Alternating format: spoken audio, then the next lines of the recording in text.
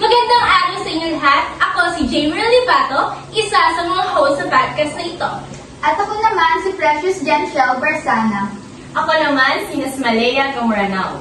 Ako naman si Cherilyn Burgos. Ako si Trix May Banamasdan. Ako si Sherlyn Saluan. At ako naman si Johaira Magandakan. At ito ang BTK, Bantay Kwentuhan!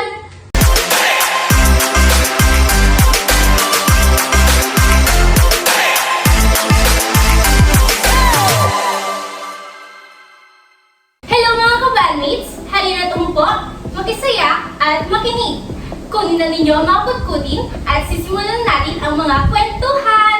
Wait lang, bago ang lahat, kamusta na kayo?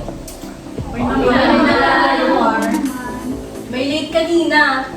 Or hindi ako.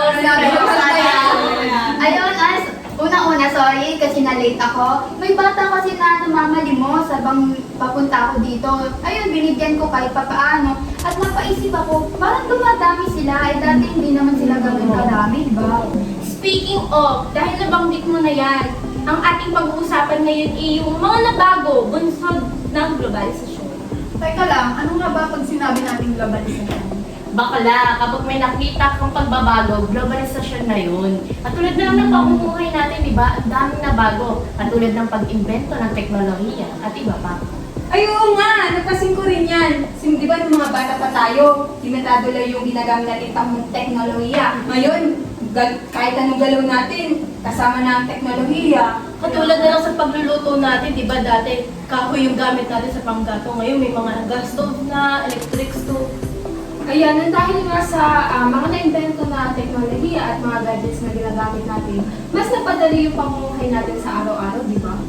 Dahil globalisasyon na napag-uusapan natin, may napapansin ba kayo sa kapaligiran natin habang gumagala kayo o bumabiyahe? Oo, dami. Oo, nung pumunta kami ng Maynila, yung kapaligiran doon, panay building, panay kalsada, wala nang pagtitirikan ng bahay. Kaya siguro naisipan ng mga tao na sa tabing ilog na lang itirik yung bahay nila. Ano ang tawag doon sa doon sa area na, doon sa may tabing ilog? Slum areas. Ayun, tama. Kaya yung mga mayayaman, lalong yung mayaman at yung mga mahirap, lalong hihirap. Oo, kaya yung mga nasa slum areas, yung mga bata doon, karamihan doon nanlilimos, tapos yung mga matatanda, walang trabaho. Kaya, Isipin nyo, bakit kaya patuloy silang nasa sitwasyon na yun? Kasi ganito yan, masyadong mataas yung standard ng mga kumpanya. Kahit simpleng trabaho lang, hinahanapan pa ng college degree. Kaya karamihan sa kanila hindi makaalis sa sitwasyon ngayon. kasi nga, hindi na rin masyadong natutukan ng mga tao sa gobyerno, kaya patuloy silang nandun sa sitwasyon na yun. Pero gobyerno nga lang bang may kasalanan? O pati tayo mga Pilipino kasi iba yung ibang may katamanan naman. Naitagay naman silang katamanan. Diba sabi Hindi ako. Hindi ako yun. Diba sabi nga nila, ang katamaran ay kakampal ng kahirapan. Diba? Isipin nyo, may mga trabaho naman na hindi na hinahanapan ng papel.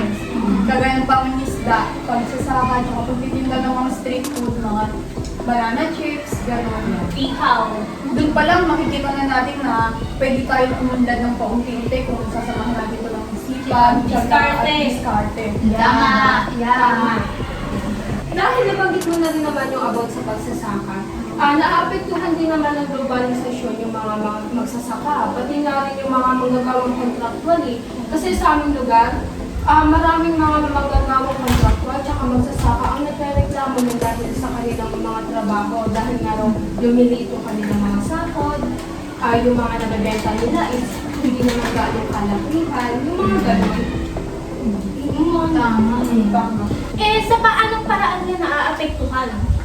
Nababalitaan ko kasi na halos sa mga magagawang kontraktual na apektuhan yung kanilang sahod. Binababaan ito at yung benepisyo nila nawawala. Kung kaya maraming mga kontraktual ang naghahanap pa ng mga racket para sa ganun ay matustusan yung pangangailangan nila sa pang-araw-araw. Tapos para naman sa mga tindero o tindera, tumataas yung mga bilhin dahil sa kakulangan ng pondo na binibigay sa mga magsasaka. Kaya yung mga magsasaka, ang ginagawa nila, tinataas nila yung mga produkto na ini-import nila para sa mga tindero o tindera. Kaya, yung tamang ginagawa nila para magkaroon sila ng sapat na pondo. Pagtatanim. lihanan. At karamihan nga din, di ba, sa mga manggagawang kontraktual is mga kabataan na hindi na nag-aaral. Yung mga out of school. Oo, yun. At karamihan din sa kanila, minor de edad pa. Napipilitan lang talaga sila magtrabaho para sa mga matutusan nila yung pangangailangan nila sa pang-araw-araw. Kaya karamihan sa mga Pilipino, mas pinipili na lang nila mag-ibang bansa para magtrabaho doon. Kasi hindi sapat yung kinikita nila dito sa Pilipinas. Yung mga matugunan yung pangangailangan ng pamilya nila.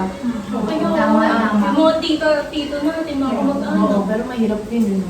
Oo. Parang nagiging tungkulin na nila yung tumulong. Mahirap pa din mawali sa pamilya. Oo, yung Oo, sobra, talaga. Marami na pala talagang nagbago sa bansa natin, no? Na hindi natin namamalayan dahil sa globalisasyon. Kaya nga, hindi pala lahat ng dulot ng globalisasyon ay puro advantage lang, no? Meron din pala kung disadvantage sa ating bansa. Doon na lang sa disadvantage, parang mas naapektuhan nito yung mga mahihirap na dito. Tama. Pero may advantage rin naman sa atin yung globalisasyon. Napapadali nito yung mga gawain natin sa pang-araw-araw nating pamumuhay. Tapos natutulungan din ito na mapaunlad natin yung ating bansa gamit ang mga teknolohiya na patuloy pang umuusbong. Oo. Kaya mga kabadmates, kayo, kapag umangat-angat na kayo sa buhay, huwag kayong mga apak ng ibang tao. Isipin nyo rin yung karanasan nyo bago kayo umangat sa buhay. Tama. At saka mga kabandmates, meron ba kayong napapansin sa inyong kapaligiran o sa inyong mga pamumuhay na nagbago bunsod ng globalisasyon? At kung may mga katanungan kayo, pwede nyo i-comment sa comment section at ating pag-uusapan yan sa susunod na araw. Teka, time na, napapahaba ng kwentuhan natin. Sa susunod na lang natin ito pagpatuloy. Oo nga, anong oras na din pala? Kaya mga kabandmates, muli, ito ang PTK! Bye!